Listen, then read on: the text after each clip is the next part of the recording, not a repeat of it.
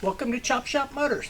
My name is Clay, and we have a little bit different topic today. There's always something different coming through Chop Shop Motors, and today it's motorcycle related. So we love everything that has a motor, and because you love everything, people around you learn that if it has a motor, you might like it. And so friend of my wife contacted her and asked her if I wanted a motorcycle, and that's a pretty broad statement. Do I want a motorcycle? And so, we went back and forth and got a little more information, and ultimately she had a loss in her family, and she was doing some purging, as sometimes happens, and the motorcycle in question was a little Suzuki. And so the Suzuki ended up being what's called an AS50. So an AS50 is a little motorcycle back in the 60s, as the Japanese motorcycle companies were starting to get handhold on the market. They were starting to infuse the market with all kinds of different things and figure out what was working. So this little motorcycle was one of them. So the story goes that her husband had this motorcycle since new. So she did not have a use for it anymore. The condition was hadn't been touched in decades, seems to be a theme here for me, and that if I wanted it, I could have it. So I got a couple pictures from it, and it was kind of dilapidated, but it hadn't been stored outside. It was mostly there, and so I'll show you kind of what I adopted.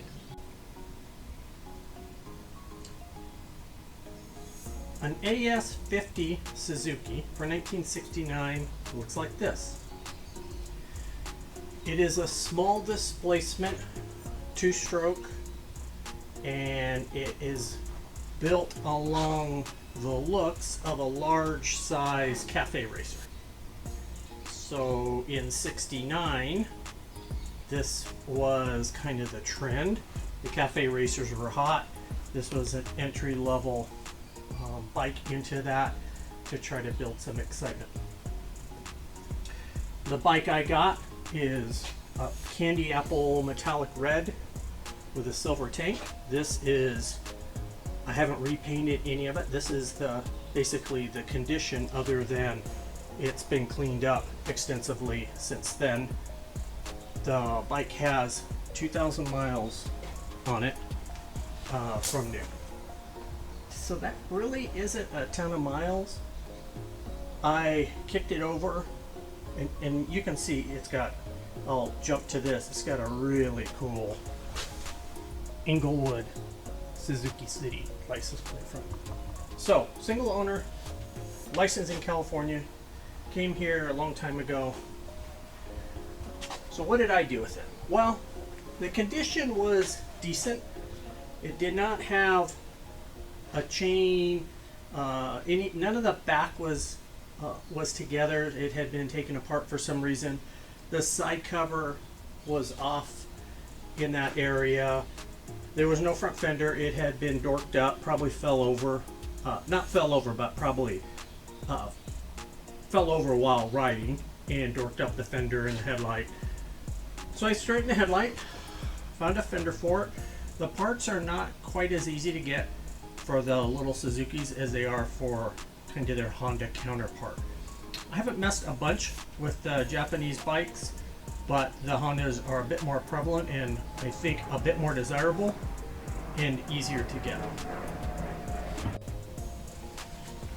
From the right side, you can see it's got oil tank, large oil tank on the side, metallic red.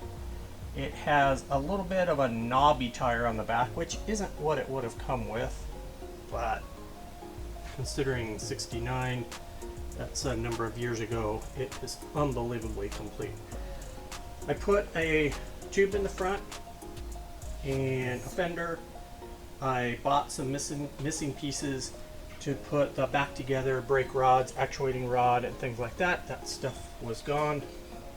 It does have a different tooth sprocket on the rear, which makes it so the chain guard will not work. I do have the chain guard and I do have the original sprocket. So when I pull that apart, for whatever the next reason is, I'll probably revert it back to how it was originally. So, what did I do with it once I got it? Well, I kicked it over. It had good compression, but I did not want to try to start it after it had been sitting for, last time it was registered was 70. So my guess is it hadn't been ridden since 70. So, do the math, 55 years ago, and hasn't run. I pulled the petcock out of the tank, and it was kind of full of, old fuel, but it hadn't turned to varnish, probably because it was old fuel and didn't have all the additives in it. Emptied the fuel out of it, pulled the petcock apart, tried to get the petcock to work. It's a little glitchy still, and it does not work on reserve. So ultimately I'll have to replace the petcock. But the goal for this little motorcycle isn't really to go riding it around all the time. I mainly just want to have it with two little Harleys. So I will probably put a shelf up there to put them all on, just because they are so cool looking. Anyway, back to what I did next. I pulled the oil tank off, which was full of tar, and it had long stopped being oil. And so I got the sludge out of it, ran it through the solvent tank, emptied it out, got it cleaned up, and made it so that it was nice and clean inside. Well, at that point I bought a manual for it because I don't have much knowledge, and I didn't want whatever sludge had probably progressed into the rest of the system to cause a problem. I didn't want to damage the little motor that was in such good shape. So that cover right there in front of the swing arm, I pulled off, and it has a plate, and I pulled the plate and I pulled the oil pump out. So the oil pump, gear driven, off of the motor, pulled it out, and took it all apart and cleaned it out and got all of the rest of that tar out of it that had come down the oil line. Purged the oil line and put everything back together. I did not have a key, so interestingly enough, there was a person on eBay who sold keys that crossed over to the lock number. So I took a gamble and I took the lock number and ordered a key, and lo and behold, for 15 bucks I got an original, well, not an original key, but I got a key that's cut to the original specification, and it worked like a champ. So I'm feeling pretty good now that things are falling into place. Next thing I did was I put some gas in it.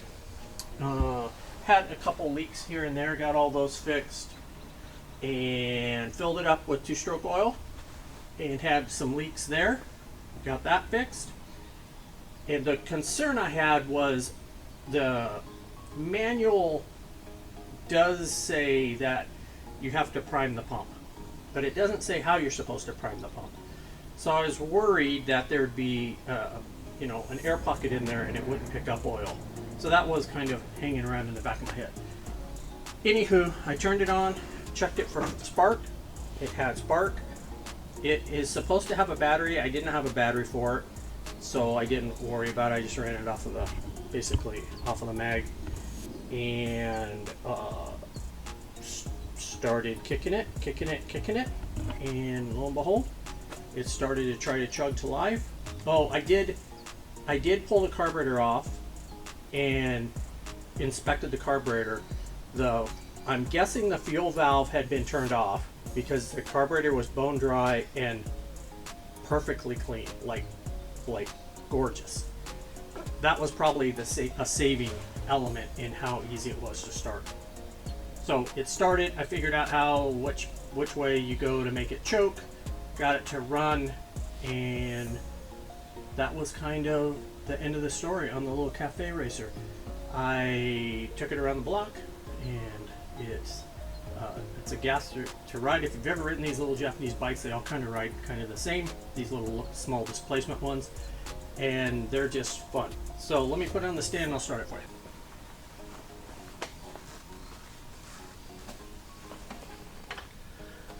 Okay, here we go. Let's start the AS50 Suzuki. Fuel's on, keys on,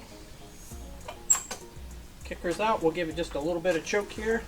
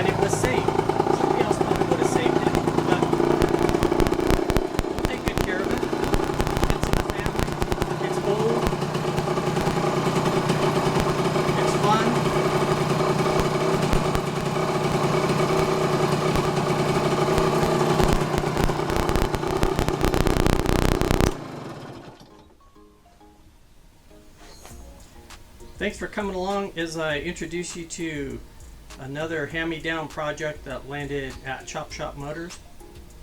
I'm Clay. We'll see you on the next project.